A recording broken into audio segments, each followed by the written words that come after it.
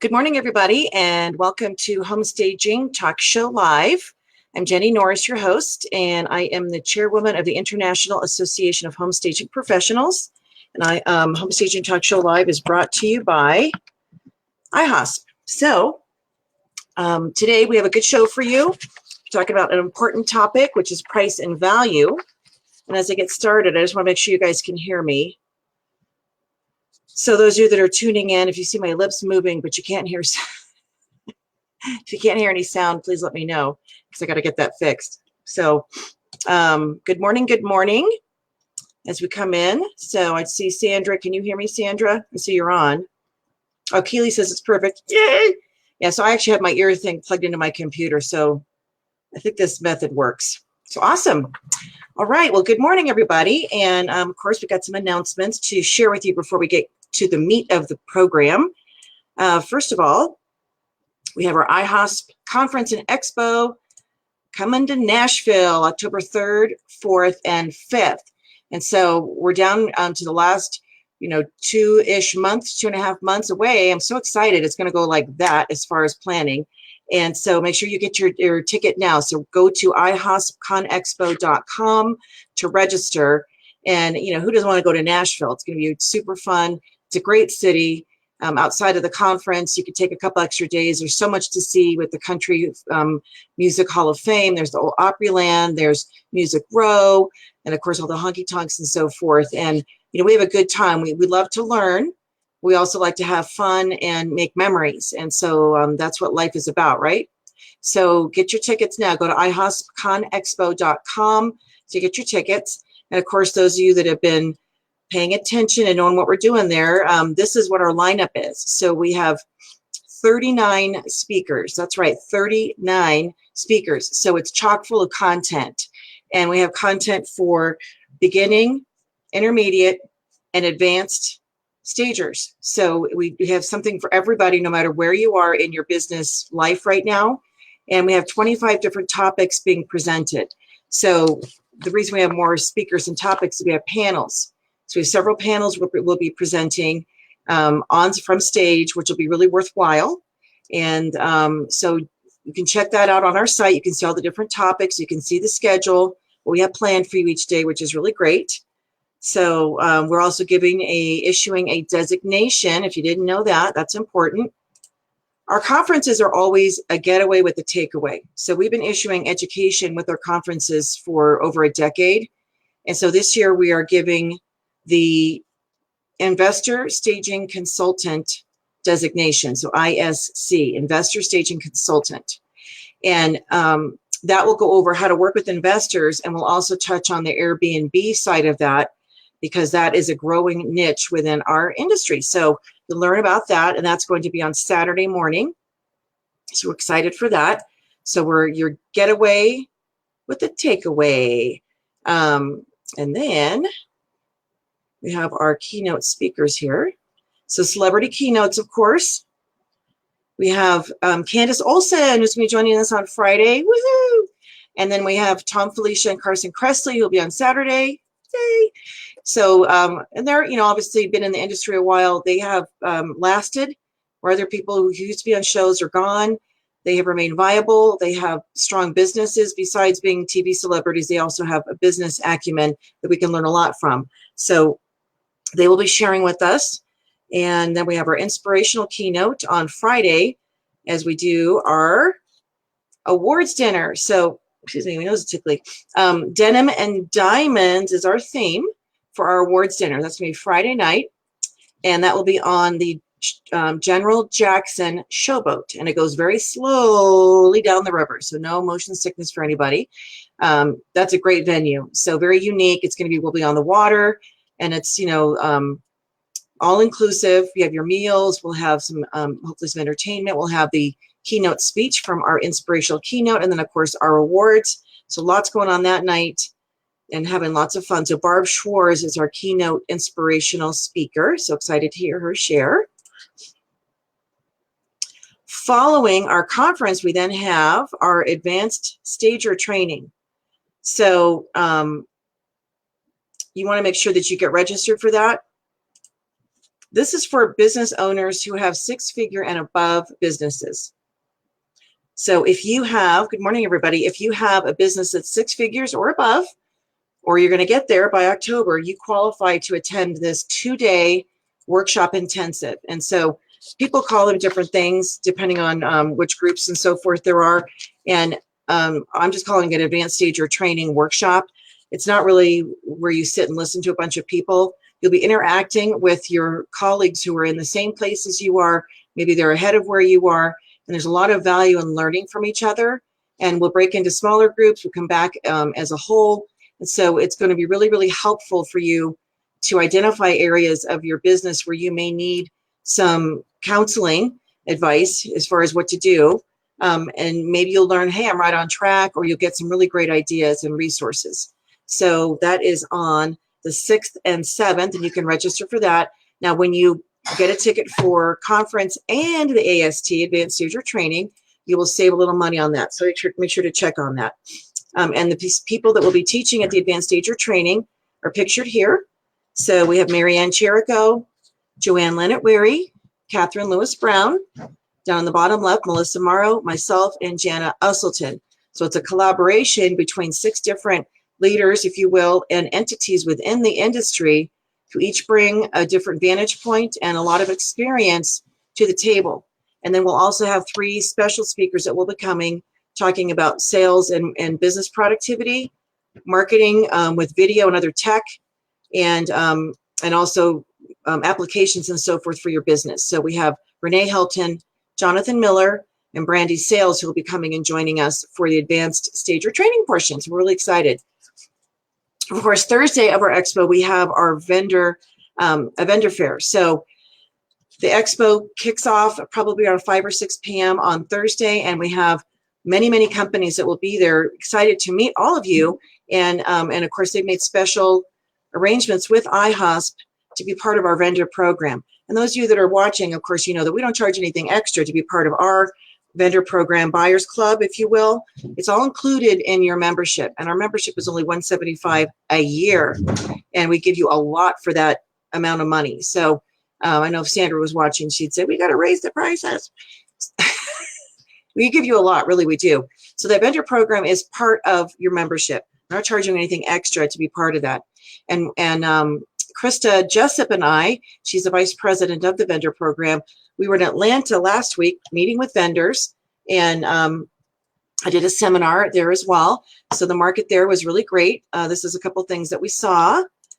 This is some of the things that are trending, and we'll be in Vegas in a couple of weeks. But you can see in the picture, as I shared, I think last time when I went to market in January, orange is an emerging color. So here it is again, orange, and this time they pictured it with a green, but it's more of the softer green versus in the wintertime it was this real deep jade green. So we had a lot of fun going to the different showrooms and meeting with future vendor partners that we'll be lining up, hopefully very soon, getting them on board, because you'll be very, very excited to know who we have coming on. So that is the vendor program. So get registered for the conference. You can, when you're not a member for conference, join, buy the ticket that says non-IAHSP member. It actually saves you a little bit off your membership versus joining and then buying a membership ticket, if that makes sense. You'll actually, it's bundled and packaged. It actually helps you save about $40 off your membership when you buy the ticket straight from our site, the IAHSPconexpo.com site. And our tour in Atlanta, we had a nice group that we took around, and we're able to have a lot of time in the different showrooms to learn. So our next tour is coming up in Las Vegas. So those of you that are interested in learning to shop wholesale, you definitely want to join us. It is July 28th, July 28th. And that, I believe, is, look at my calendar, I think that's a Saturday. Sorry, it's a Sunday. So it's Sunday the 28th. It starts at 9 a.m. It'll go all day. We're going to take you to at least 10 different vendors for you to meet and open up accounts and so forth and just see their product. You can place orders right then if you'd like to. You can go back another day to do that. So I'm losing my earpiece here. Excuse me. I have a fan going and it's like blowing. And so when that little hair goes and it like tickles your face, like right here, it's bothering me. Anyhow, so Sunday the 28th, we're going to take you around to our different vendors in the showrooms. And Vegas is kind of cool because it's 3 large buildings all in the same complex quad, if you will. So it's easy to get around. And it's learning how to navigate, where to go, and also which vendors to hone in on, because there's so many. So we've narrowed that down for you. Plus, we're going to have set up special arrangements not available to somebody who happens to attend market. They can't walk into one of these showrooms and get the special pricing that we've arranged for our members. They just can't, because there's power in numbers. And IAHSP is the very biggest, largest home staging association in the world. We have almost 5,000 members. So that's huge. And so there's power in numbers. And that's why we're able to do what we can do with our vendor partners. So July 28th, if you would like to sign up for that, here is the website for that. It's shopwholesalemarket.com. shopwholesalemarket.com. And so you want to click on Las Vegas at this point, and you'll be able to register for that session. And it does cost money. So be prepared for that. However, it is a full day. You receive a packet of instructional information and that you'll be able to take away with you, plus all the information how to open up accounts. And it does take a lot of time to pull this together. So the fees that we charge go to help offset some of the time that our staff puts in to make this happen. So we appreciate all their hard work on this to provide that of value to our members. So we're very excited. Hey, Kat. Hey, Catherine. Got all the K's here. Keely, Catherine, and Kat. Truly knows they're with me. So everybody else, hello, hello. You guys can comment too. If you want to say something to me, comment live. All right, what else do I have to share? Oh, this is important. Dun, da, da, da. So the Best of Home Staging nominations, those have all been released. So congratulations to everybody that was nominated. And your colleagues nominated you. And it was really wonderful to read all of the comments that people put in as far as why this person was deserving of being recognized in either staging excellence, industry leadership, or customer service. And some people got all 3, some got 2 out of 3, some were 1. And the main thing is that you're recognized for your excellence in the various categories, because it's important that your clients know that you are best of in home staging. And those of you that missed out, it was simple to go to bestofhomestaging.com and be able to submit your colleague. And people also could self-nominate as well. And so this is not a ranking. It's not that we're going to narrow it down and only have top 10 or top 5. This is just recognition in the industry for those people who are deserving and whose colleagues felt that they were deserving and nominated them. So the final notice of the nominations, or the final notice of receiving the recognition, I should say, will be going out next week. So look for that. And thank you to Jonathan Miller. He did something special with our logos because he's such a creative genius. So that will be really fun to be able to share with everybody. So congratulations to everyone. Okay, now, oh, exciting news. Well, here's this. In Las Vegas, I am doing a seminar. So those of you that are watching or know people that want to get into staging and they're a designer and they're going to be at market, my seminar is, there's no charge for it. And it's specifically catered towards how to add staging to an interior design business. And so my seminar is on Monday the 29th from 3:30 to 5. I'll be speaking. And so it's the similarities, there are some similarities, but there's a lot of differences as far as the goals, the process, etc. So I break it down, lots of visuals, we have fun, but it's informational. So if you know anybody that was interested in getting into staging, they have that kind of background, they really need to come and listen, because it's not just, I'm going to start staging. They need to understand the nuts and bolts and really what it takes. And there's some really significant differences in how we run our businesses. So that will be on the 29th, and I am in Market Room C174 at 3:30 to 5, giving that presentation. So I'd love to see you. If you're going to be there, come and hear what I have to share. All right. Now, I want to give a plug for IAHSP Canada. Woohoo! So Catherine Lewis Brown. Hey, Mary Beth. Catherine Lewis Brown is scheduled a call. So the Canada virtual chapter meetings will always be the last Wednesday of the month. And so it's at 7 p.m. Eastern time.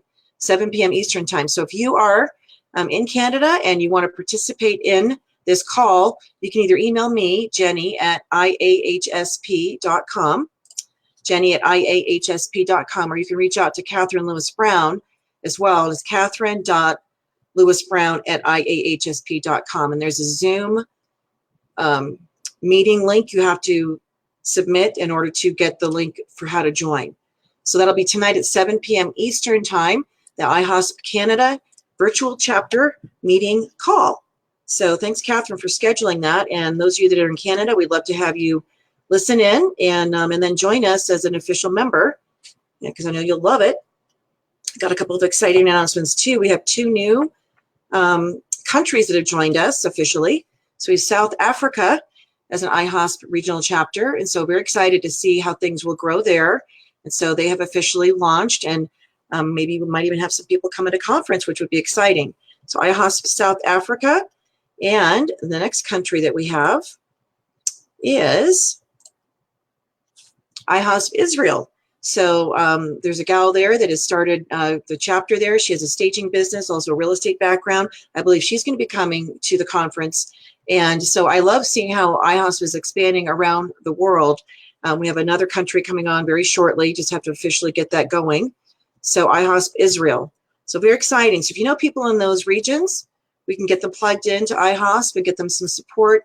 And the goal of our association is not only to provide resources for home staging professionals around the globe, but also to get them connected with their colleagues, because who wants to go at this alone? I mean, I did that in the very beginning. There were no stagers when I got started in the Sacramento area. I was the first, and it was kind of lonely. And then shortly after I got started, within a few months, people got curious and more people joined in, but it's a lonely road to walk when you're by yourself, and they're not your competition. So you have to kind of get that out of your head, that people aren't your competition, because they're not going to steal your clients when you have good relationships with your clients, right? So, but there's great value when you can collaborate and share ideas about what's working and validate what you're doing, even with another person. So even when you're staging, we have a second person there. You can bounce through, hey, what do you think about this placement? And it's nice to have that second person for feedback. Hey, Janice. All right. So what else do we have here? Okay. This is important. We need you. So IAHSPCon Expo, of course, many hands make light work. So we need volunteers. Those of you that are interested in volunteering, we would love to have you. So we have various committees, from decorating, registration committee set up, doing the swag bags and so forth. And so you can go to IAHSPCon Expo volunteers, plural, volunteers.com, and just sign up for the committee you'd like to be on. So those of you that have done that already, we greatly appreciate it. However, we do need, hey, Julie, we do need more volunteers. And so anybody who's willing to help, even if it's just for an hour. So the big day is Wednesday, as far as doing the swag bags, name badges, and so forth. And we can't get into the room until Thursday. So a lot of the work will be done Wednesday in our rooms they've given us to do setup and so forth. And so those of you that are able to help, that'd be great. Decorations committee, they do the centerpieces for awards dinner, and then also do a little bit for the general sessions as well, for the tables, candy bowls and so forth, to help out. So again, we're not burdening anybody overly, I hope, and but we greatly appreciate your help and support for the conference. So IAHSPCon Expo volunteers.com. Okay, so that'll be really fun. We're gonna have a great time. All right, I think that is everything that I had for my pictures to share. So as we get into our session today, I have guests coming in next week. We have Melissa Morrow and Joanne Leonard Murray, who will be on next week. And so last week, of course, I was at market, and I had planned to go live, and then I didn't. And then the week before was 4th of July. So it's been about a two-week gap. So there's actually a calendar app that gets sent out to people. So if you'd like to be on the show, let me know. I'd love to interview you. If you have a particular topic you'd like to share, you can just email me at jennie@iahsp.com, and I'd be happy to have you on the show.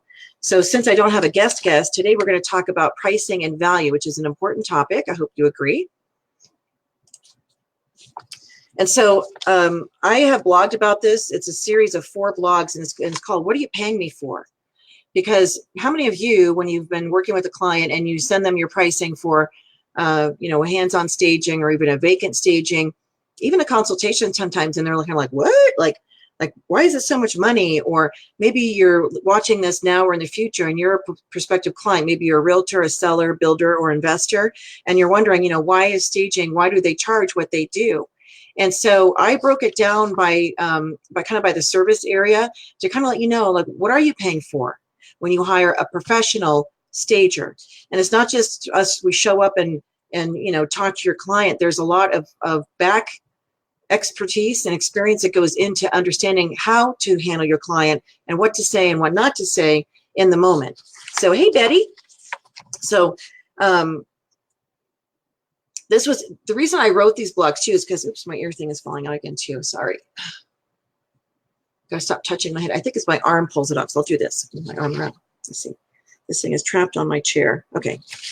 So I had attended a networking event at a real estate office, and I'll never forget, these agents came up and they said to me, well, you know, our stager, you know, she charges $400 for 3 months of inventory use plus the staging setup and removal. And so, you know, would you do it for that price? And I sort of like said, you know, looked at them with this look on my face. I'm sure they were like, what is that expression? But I said, no. I said, I'm not in this to lose money. And so then I asked them, I said, where's your stager? Why are you asking me if I will stage for you? And they said, well, she's no longer doing it. And well, yeah, because she ran herself into the ground because she wasn't charging enough. So none of us get into this business to lose money. And so we want to be fair with our pricing and you know, charge what the market will bear. So you don't want to be like the low ball leader necessarily. However, it's up to us to educate the clients about the value that we bring when they hire us. And so my experience with anything cheap, you know, is that it doesn't hold up. The quality is poor. So how many of you ordered cheap shoes, cheap clothing, you've got on a cheap vacation, and you think, oh, I'm saving all this money. There's actually an airline that is really cheap. And so you start looking into it. I was reading the reviews, and the chairs are super uncomfortable. And these are international flights. These people are on, and it's like so uncomfortable. And almost everybody who was writing a review said they would never do it again because it was such a terrible experience as far as comfort goes.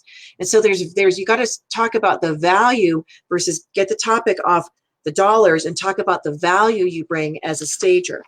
So, you know, how many of these cheap stagers, if you will, are lurking in your market, and how can you overcome the conversation only about price? How much do you charge? Can you do it for this? Can you cut it by that amount? I can only pay this amount. I love when people come and say, well, I can only afford to pay you this, you know, X dollar amount. And in my mind, I always think like, well, how did you come up with that price? Because yeah, that might be what you want to spend. And I use that word on purpose in your budget. However, you don't know how I run my business and what my operating costs are. And just out the gate, a stager has overhead. Whether I stage a house or do one thing, I have overhead in my business for education, for insurance. You know, some people have warehouses, so we have to pay for that, whether we have one item go out or not to make money. So we have overhead. There's logistics. So what do you pay for when you hire a stager, and why are we worth every dollar? So first of all, you set up a business, and this means you have licenses, education, insurance, you have memberships, marketing, and other fees and costs, and that's overhead.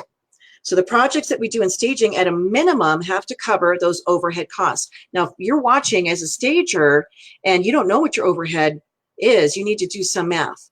So sit down and take a look at how much are you paying for your staging insurance, your education, coming to an event like conference or to market. That's part of your education. So that is not only a write-off, I know you have to pay money up front for that. So you want to factor all that in your business planning. So you need to be allocating funds every month to go towards these overhead costs, investments. I want to say investments. Your marketing. So you have your business cards and brochure development. Maybe you pay for a website. Maybe you have a social media person helping you. Whatever you're doing for marketing, that's also overhead. And you have to market to make it. Otherwise, nobody knows who you are. And you're a secret stager and you'll not have any business. So I didn't get into business to lose money. I don't think any stager did. Realtors, you didn't get into business to lose money, and neither did builders, investors. The sellers want money out of the sale of their house. So it always baffles me that why do they come to the stager and expect us to drop our prices and cut when I don't hear them doing that on their end? They still expect to get the very best price for the property. They still expect to get their whole commission, right? And so why is it that the stager is the one that has to chop? And furthermore, any realtors that are watching, we love you. We love working with you. You make far more on the sale of a house than I ever will staging it. That's just the bottom line. You earn, you're putting a lot more hours in. You have a lot more responsibility to the client legally and so forth. So you deserve what you earn. However, you're making a lot more than I am staging the property. So I'm already not making a ton on my staging business, and I've been fair with my pricing. So I don't want people to come back and say, well, you know, I've already paid out X amount of money. You know, I just had a client recently that we staged the property on the 6th of June, and it was the owners hadn't quite moved out yet. So we brought a living room grouping, did the artwork and decor. So then this last week they move out totally. And so now the realtor calls and he says, you know, I need you to stage the master bedroom, the guest room, the dining room, and add artwork and so forth. So it was like adding 3 more rooms.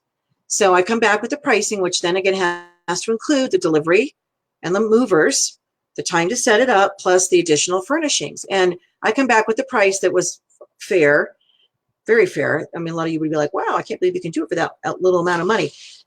However, you know, he has a conniption fit, like, oh my God, I'm getting overcharged and you're making all this money and why should I have to pay this? And he got upset.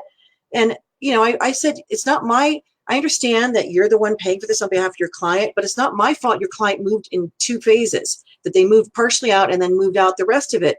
And unfortunately, if we had done this all together at the first get-go and staged, we wouldn't have this additional delivery and setup fees that have to be charged. I'm not doing this for free. And so I just thought it was interesting that the expectation was that I would just bring all this furniture in and not charge, I guess, or that somehow I have people who work for free for me at my disposal. No, that's not the case. We have to pay for vehicles. We have to pay for the movers, the labor. We have to pay for our team to set things up. We have to load. It takes time. See, these are all things that the client doesn't see, the elements of time that go into staging. Really, all they see is the finished product. So they don't see all the logistics that go in and the ordering of the furniture and all the coordinating behind the scenes. And mind you, I pulled this together in 2 days. So I got a call. I had the staging in place within 2 days. And yeah, so that also is worth money because there's not a lot of stagers. There's a lot that'd be like, well, I can't do this till next week. But I understood that he wanted it ready for the weekend. So it bothers me that the impression is out there that people don't value what we do. And I hold that responsibilities on us. So it's up to us to educate our clients as far as what we do. So there is a vacant staging project planner. There's a vacant staging fast track available on IAHSP, the site, and also through the Staging University. And that breaks down the 16 steps to a vacant. Now, whether you ever share those 16 steps with your clients or not, you need to know that there are 16 steps from the time that the phone rings. Let's see, here's my phone. From the time the phone rings to the time you go back and pick up the last bit of inventory and put it back in your warehouse or move to another property, there's 16 steps. And our clients are seeing 1, maybe 2. So they might see they'll see the setup, you know, with a finished product, and they may see when you're picking up, they're going to see the house empty, but they don't see all the moving parts behind. And so that's up to us to communicate with them why the staging investment is what it is. So anyone with creative bones can spew out an idea of thought, right? Anybody who's creative or has a vision can share ideas. The key is not to do it with mean-spiritedness. So not to offend a client, and this goes to consultations. So that takes experience and training. I'd say about 50% of the stagers in the market have not been taught how to deliver a message without offending. And part of that is because when you watch TV and the programs that are on the shows, they're mean to the client for entertainment value. And isn't that sad that entertainment has to be negative in order to draw us in? All the drama that's on TV and all the shows where these women are fighting with each other. And I mean, I know it's a guilty pleasure for some people to watch like Real Housewives, but you know, at some point I get tired of all the backbiting, the backstabbing and the negativity. And it's really sad because I don't really think, I mean, correct me if I'm wrong, but is there even one show out there that shows women getting along together and being nice and helpful? And maybe, I guess producers think that's too boring, but we don't want to be mean to people that are our clients. Hey, Lauren. Thank you, honey. So when you pay me, you're paying for a skilled negotiator, someone that understands the psychology of staging and the motivating factors for a seller. And so we do negotiate with our clients as far as getting them to do certain things in their properties. And also when it comes to pricing. So we need to understand how to relay the value to the client versus just caving. You're paying me to make you look good to your sellers. So for the realtors, we make them look good. They're putting us in front of their clients. So we don't want to come across as abrasive, rude, or bossy. We want to make that realtor look good, and we're part of their team. So again, that takes training and experience. You're paying me for my knowledge of the market. So, and what needs to be done or does not have to be done to sell the house or listing. You know, we're selling the house, and my job is to know what recommendations are most important in your market.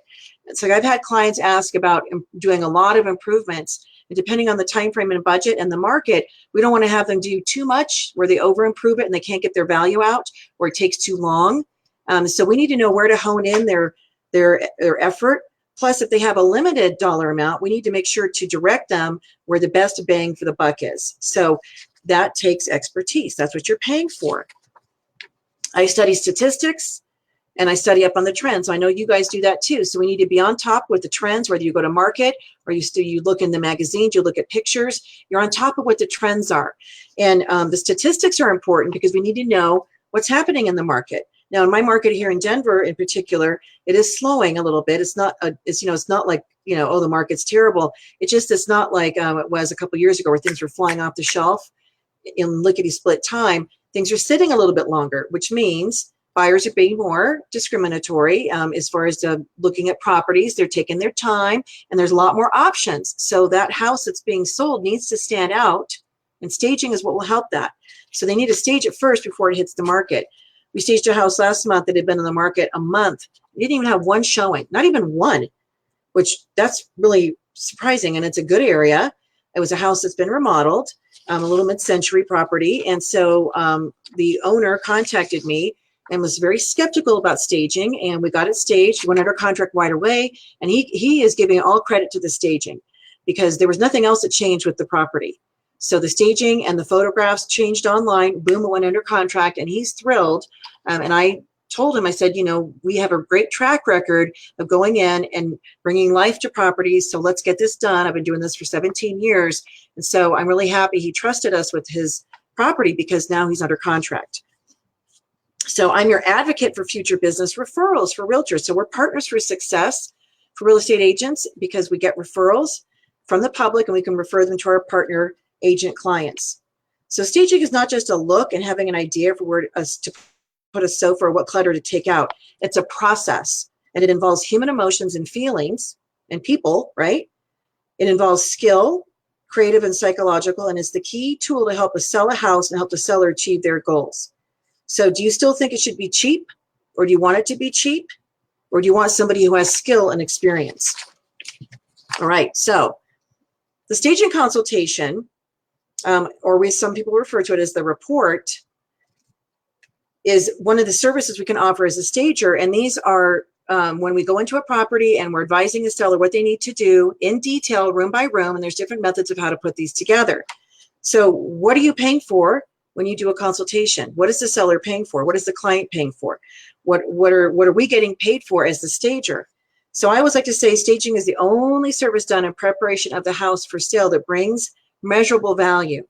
And we can help a homeowner keep equity in their property. There are statistics that are out there. The Profile of Home Staging, Staged Homes has stats, IAHSP has stats. And so you need to familiarize yourself with the stats out there and communicate those to your clients. In general, anywhere from like 1 to 20% more for a house that's staged versus not staged. And the Profile of Home Staging had about 50% of buyers sharing that they were willing to pay more for a house that's staged than one that wasn't staged. So again, 50%. Half of the buyers out there said they're willing to pay more. And this was a fairly small survey, about 2,500. Oh, actually, that's not true. They sent the survey out to about 50,000 real estate agents, and they had a certain percent number respond. And so out of that, they got these statistics. Well, that's pretty significant. 50% of the buyers out there willing to pay more for a house that's staged. So what are we doing with the consultation? Do you just show up and then just start spewing ideas and, you know, you're only worth $25 because that's what you worked and got at your last job? No. So you need to know the value of the consultation around the country, and it varies depending on your market. So you need to get some education on the pricing for your area. If you don't know what that is, you can reach out to me privately. So I arrive at the scheduled time, and I rarely charge for time and gas to get to the house unless it's in Timbuktu. I may have my report materials with me that I pay for in a packet, or I might do fit pictures and then email the summary to the client. When I walk in the door, and this is important, I'm immediately engaging my psychology skills to understand the seller and what motivates them. So right away, when you first meet your client, they're giving you clues about their temperament. And there's a fast track understanding the personalities of your clients. And if you haven't watched that, I think that would be of great value, because each client is going to display different clues to you about their temperament. So I'm sizing them up as I come in a matter of seconds. I have to do this. Then I have to adapt myself to their temperament that I've identified so that they're receptive to what I'm sharing. So as an example, my temperament, my personality type is I'm a driver, and I have some expressive and some analytical. Now, drivers are the only ones that do this. Can you see my hands? Let's see, I'll pull them back here. Karate chop motion. You see a client do this, their bottom line, get to the point, cut to the chase. That's a driver. And expressives, they're going to be like really emotional, happy to see you, probably wearing bright colors. They do use their hands a lot when they talk. Analyticals, they may be kind of hanging back a little bit, sort of sizing you up. They may even have their arms crossed because they're skeptical. And so that type of a person you need to give a lot of details to. The amiable temperament also will be hanging back a little bit. They're going to be more quiet. So someone like me, who I talk fast, I use my hands a lot. My voice may seem loud. When I identify somebody who's an analytical or an amiable, I need to soften my tone. I need to slow down my speech, and I need to really pay attention to ensure that they're hearing what I'm saying, and I answer any questions they may have. So I immediately have to do that, and that takes, in a matter of seconds, you're doing that when you walk in. The reason we're doing this is because we want to develop rapport with the client. So we want to find some commonality, because the more they like you, the more they're going to listen to you and want to do what you share. So next I have to walk through the house. This is the first time I've seen this property, right? And I have to come up with the staging plan and in my head and figure out solutions that meet the seller's time frame and budget. So again, we're walking into a property sight unseen, and we have to come up with the plan for what they have to do or not do in their property to get it to be most marketable for sale. And then we have to communicate these ideas with the client in a way that they're open to receiving them. While I'm there, I'm also building camaraderie and rapport with the client. So this is so when I go through my recommendations with them, there's a foundation of trust and likability between us. So I do this in many ways, and usually how I do it is I'll ask questions.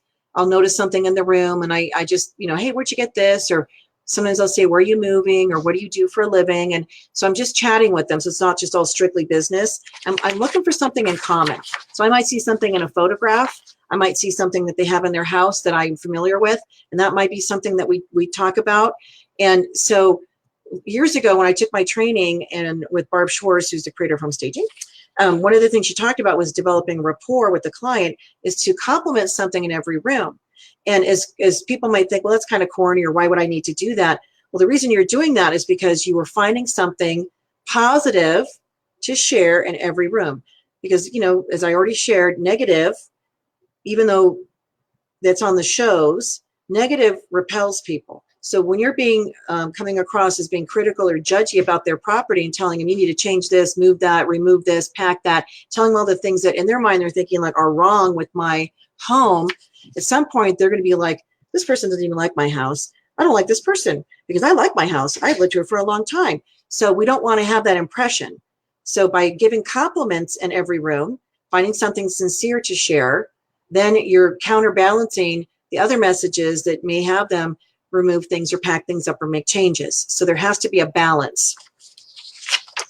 Okay, so then I go through the recommendations with so next I prepare the detailed consultation summary, and that's room by room, inside and outside. I must be able to communicate my vision effectively to the seller in a way that does not offend or hurt their feelings, very key. Otherwise, they're just going to totally shut down or show you the door. When I work with your client, I boost you as the realtor. So realtors that are listening, whenever we're in front of your client, we're edifying you. We have your back. And that's something that's important to me is any client I work with, they have to have my back too. So should I share something with a client that they may not be super happy about hearing, but it's something that's necessary for the sale? As the realtor, you need to have my back. Otherwise, you're leaving me twisting in the wind like I'm asking them to do something completely unreasonable. Here's an example. I worked with a client earlier this year, and it was a divorce situation. And so anyhow, he moved back into the house. The wife had moved out, and he was not clean. I mean, he didn't clean the house. It wasn't his strong suit. I get that. That's fine for living, but not for staging and selling. So we have a discussion about having to clean and do certain things in the property prior to a hands-on staging taking place. I'm not kidding you guys. I walked down in the basement. There was a cat box. It was so overloaded with cat turds. The cat wouldn't even go in it. That's disgusting, right? And cats are fastidious. So then the cat decided to poop on the floor. And if you know cats, they never do that. They will never do that unless their place they're supposed to go is just so disgusting. That's the situation. So of course I see all this, and I, in a kind way, note that this needs to be handled because you can't sell a house with poop on the floor, right? And the bathroom, his master bath was just, just a disaster. And so we go through the whole thing. And when the team shows up to stage the house, not one thing had been done on his part. And the realtor didn't back me up. And so we normally would say, this house is not ready for staging. We're not able to do our work. But they insisted we go ahead and put our things in this house that wasn't clean. And I was out of town. And so that's not okay with me, that the realtor doesn't have the back. So we have your back as an agent, and stagers listening, you need to teach your realtors to have your back as well, because we're a team. And long after that client is done selling their house, you'll still be working with that realtor. So you want people that appreciate and value what you do and don't undermine or throw you under the bus. And so that's super important. We also provide value-added services for your clients in the form of discounts or product incentives. For example, Sherwin-Williams, we now get up to 57% off on paint and supplies. So as a stager, I can share that to my client and I can help them save money. And if you have other vendors that you work with, movers, storage facilities, and so forth that you've partnered with, share that. That's a value-added service. And that's something that people cannot get on their own. Why do we have such a steep discount with Sherwin-Williams? Because we have a huge number of members. That's why. And I negotiated that earlier this year and increased it from 50 to 57%. Plus, we have a base of minimum 35%. So at minimum, our clients are getting 35% off and up to 57%. All right, then I follow up with the client to make sure they've gotten the work done. And after the staging is done, some of us will help market the property, give exposure, etc. So that's everything that's included in the consultation. And it helps to keep equity in the house. So when you hire me for consultation, you're paying me for my creativity, vision, ideas, psychology skills, communication skills, business acumen to help your client get on board with staging and keep them on track.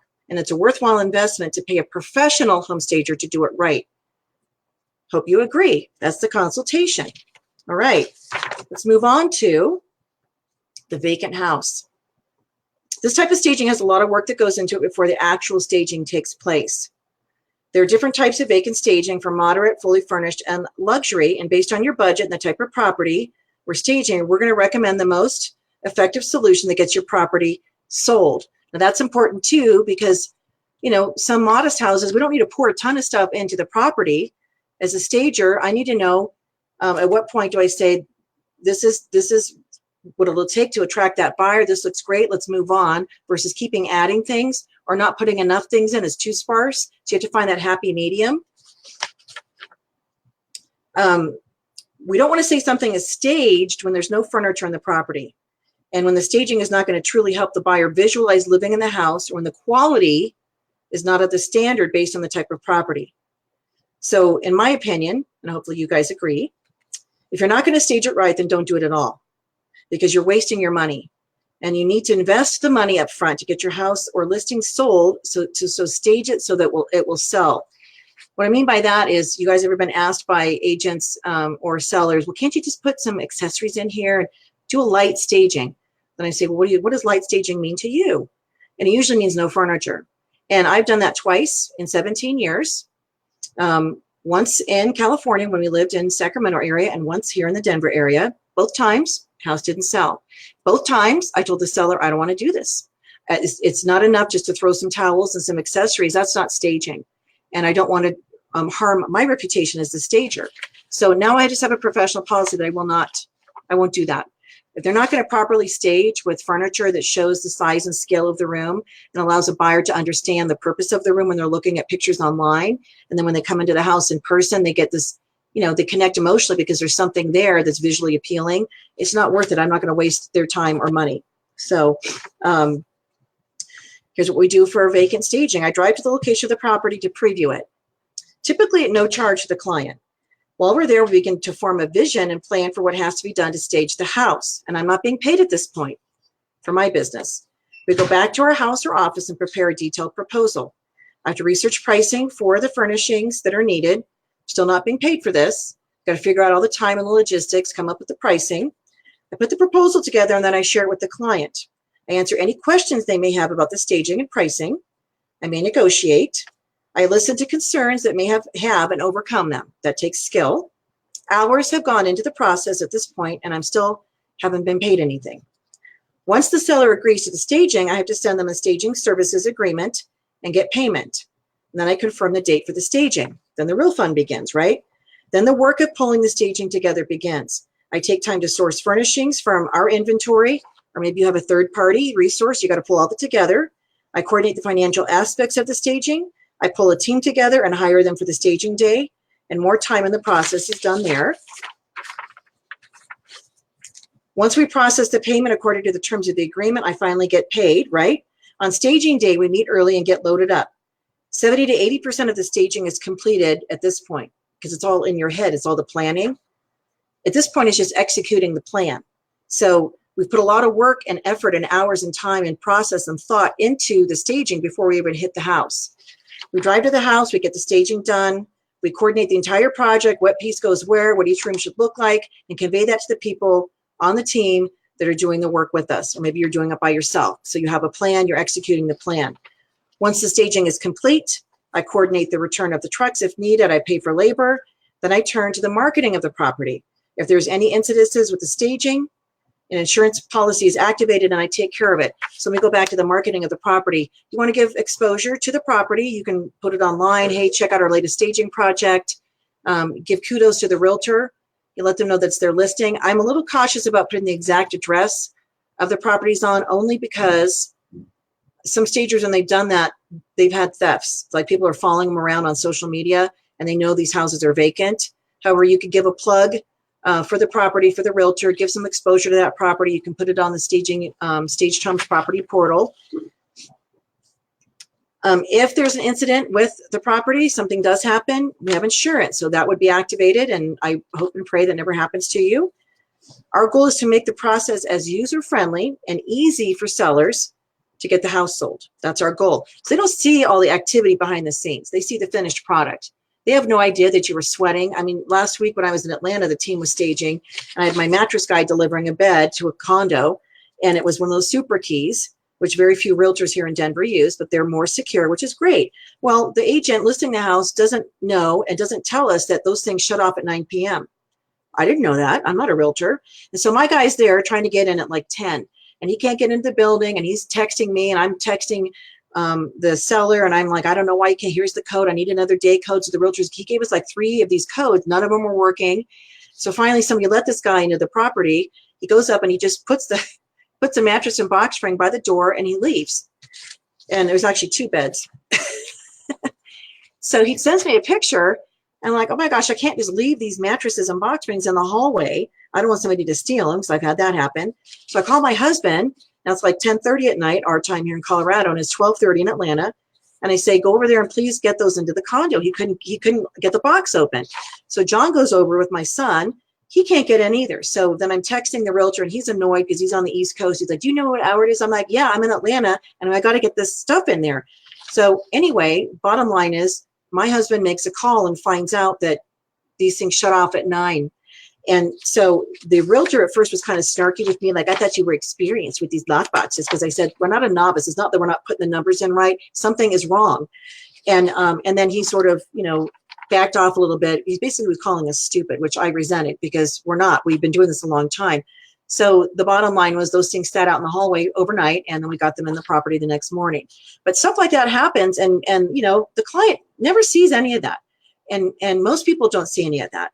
And the realtor was like, why are you there at why are you texting me at 1 a.m.? And I said, because we have a job to do, and I want to get this done so that the photographs can happen. And we sometimes stage until midnight. So I do what it takes to make sure the staging happens. And so I think he finally got it, because he said, thank you for working late into the night for the property. So once the staging is complete, we do all of that. I take photos that I'll share with the realtors as needed. I post the property on social media. And if I get a call from the house that we stage, and this is key, that lead, if they don't have a realtor, that lead's going to go to the listing agent that helped bring us in. So it's a referral resource for them. Once the house sells, I got to come back. We have to load up everything efficiently and effectively and restock our items in our warehouses or move them to another property. And all of this is done and included in the price of the vacant home staging. So you can see why this might cost more than $500, those of you listening, and how you can convey that value to your clients that it's worth more than $500.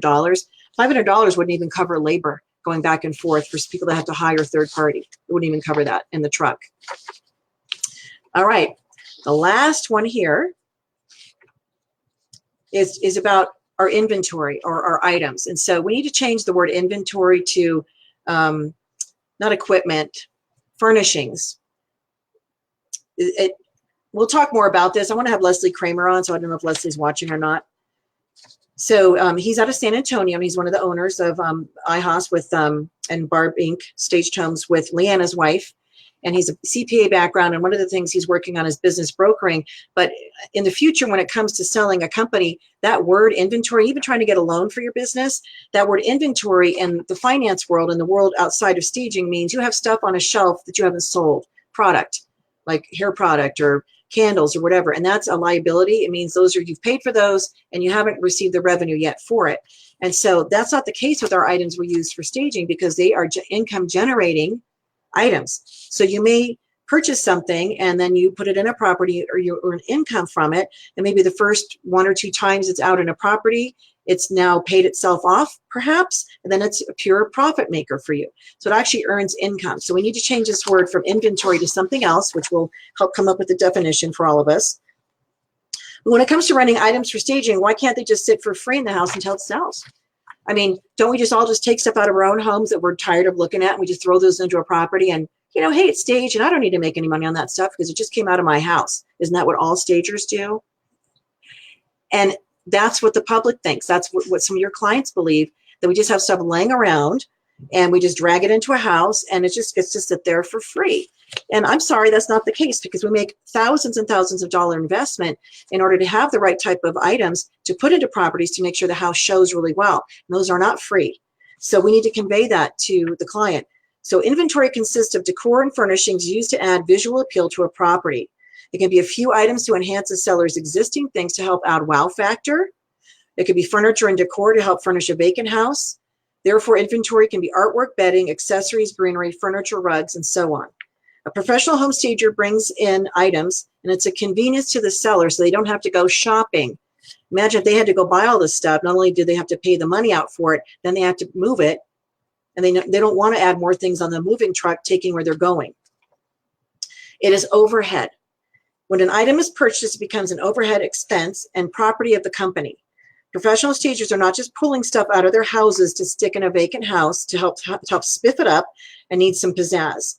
They make an investment in selecting things that are universally appealing, will enhance a house and make it look better for the buying public. They also must consider the style of the house they are staging, because not every piece of decor is useful in every house for sale. It's just not going to go in every property.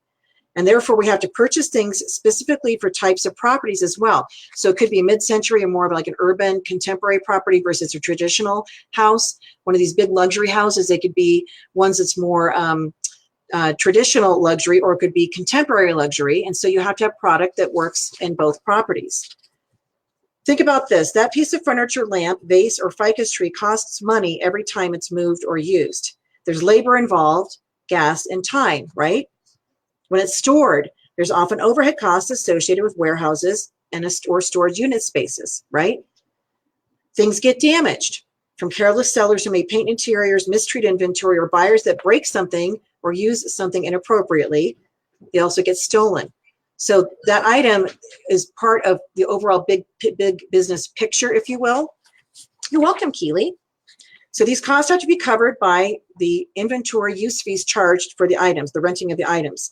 Before any stager turns a profit from the stuff they bring in, they must first cover their overhead expenses of managing and maintaining those items, and then pay for the transportation of those items to the house.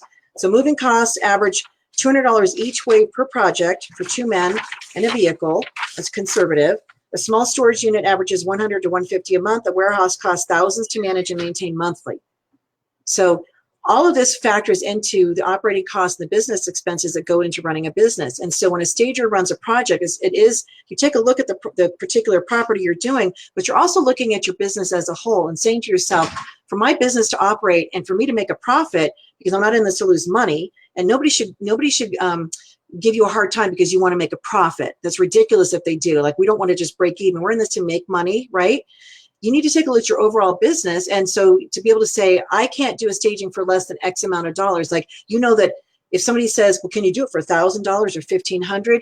You know, based on your business model that you won't net anything, you'll lose money. Then that's important to be able to convey that based on your operating costs for your business, this is where your business fees start for vacant properties. And so if you don't know what that is, come to the master's course. That's going to be at the end of October in Plymouth, Massachusetts. And it's right around Halloween. So we'll be there in Plymouth, Mass at Halloween. I'm sure it's going to be super fun.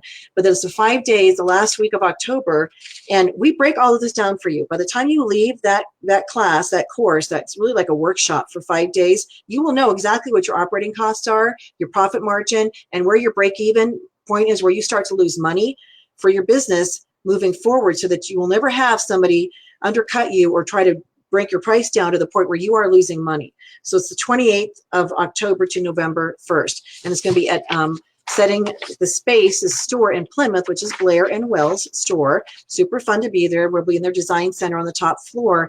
And then Plymouth itself is just such a quaint town and lots of cute little shops and restaurants. So definitely, hey, Leslie, I got to have you on the show.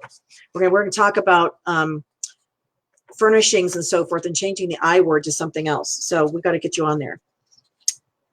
So wear and tear on the items, fabrics get stained, woods get nicked, items get broken, and over time an item has to be phased out because it's no longer suitable. So we're constantly making a reinvestment in our items. Think about artwork. How many times do you change out artwork because the trends change, the colors, the styles, and so forth? So we're constantly buying artwork, plus they get damaged. And so we're always making an investment to make sure that the things we put into properties look good. And so, of course, we have touch-up pens and Sharpies and so forth, but at some point when something's in pretty rough shape, oh, by the way, going back to that guy whose cat turds on the floor, I did bring 2 chairs in. When I got them back, covered in hair. And when I went to share that you need to clean these, you need to pay to clean these things, this is what also under the bus, the realtor didn't stand behind me. And so I just walked away, and I chose not to work with that agent anymore. Therefore, the client's paying for the rental of items. You're helping that business owner cover operating costs, maintenance costs on having those items as a convenience to them, the client. Whether it's the homeowner or the realtor, it's a convenience that we have these things available. Otherwise, they'd have to go purchase them. And nobody wants to go purchase a whole house full of furniture when they've moved out already. So that your house or listing can look better than the unstaged marketed competition. You pay for the wow factor to help your house or listing sell. And when it sells, we can say 100% of the time, the investment of staging is less than a price reduction that you did not have to take because your house sold because it was staged. So those are the 4 things that are covered in that. And I'll post the series again so you guys can download the articles. but we have to be experts at conveying our value and being able to share with our clients why the investment in working with us is totally worth it, because we know what we're doing. We're professional. We have the resources they need, whether it's furnishings, our expertise. We have value-added things we can provide to them. And so you're worth every dollar. So don't play the game of cutting your prices and being the cheapo. Cheap is never a good strategy. And stagers that are listening, if you thought getting into the market that you need to be lower than everybody else because you're newer, it's very hard to bring your prices up once you started at a low level, because your clients will expect that. And so you need from the beginning to get some education and understand where your market is, and then price your services where you want to be. And then, but make sure that you understand all the elements that go into a staging, because your client doesn't see that. And so therefore a confused mind says no, but it's also, we can't blame them necessarily for them not understanding how we run our businesses. It's up to us to educate them and let them know all the parts that go into what we do to make the properties look great and marketable for buyers. So that is it. I've talked for an hour. Woo! Which, you know, if you know me, that's easy to do. So next week, we'll have another great show. We'll have Joanne Leonard-Weary and Melissa Morrow on. So make sure to tune in for that. The following week, let me just check really fast. Look, I'm in October. Excuse me. Pull up my calendar here.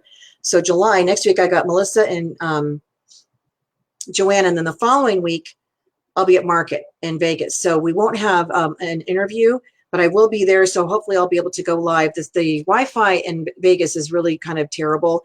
It's, you know, depending on your service, you get maybe a bar or half a bar. So if I'm able to go live, I will, because I want to show you some really cool things that are there. And then the following week, I have Tori Toth is going to be on with me on August 7th, which will be exciting. So, and then someone else may join her as far as a vendor. And then the following week, I have Betty Voss. Betty Voss will be joining me on the 14th of August. And so those of you that are listening, again, if you want to be a guest on the show, let me know. Those of you that are speakers at the conference, you need to be on the show. So I got to get you guys scheduled on there, and would love to hear your perspective. Thanks, everybody, for tuning in. And I will be with you all next week. So until then, have a great rest of your week and go staging. Remember your value. All right. Thanks, you guys. Bye.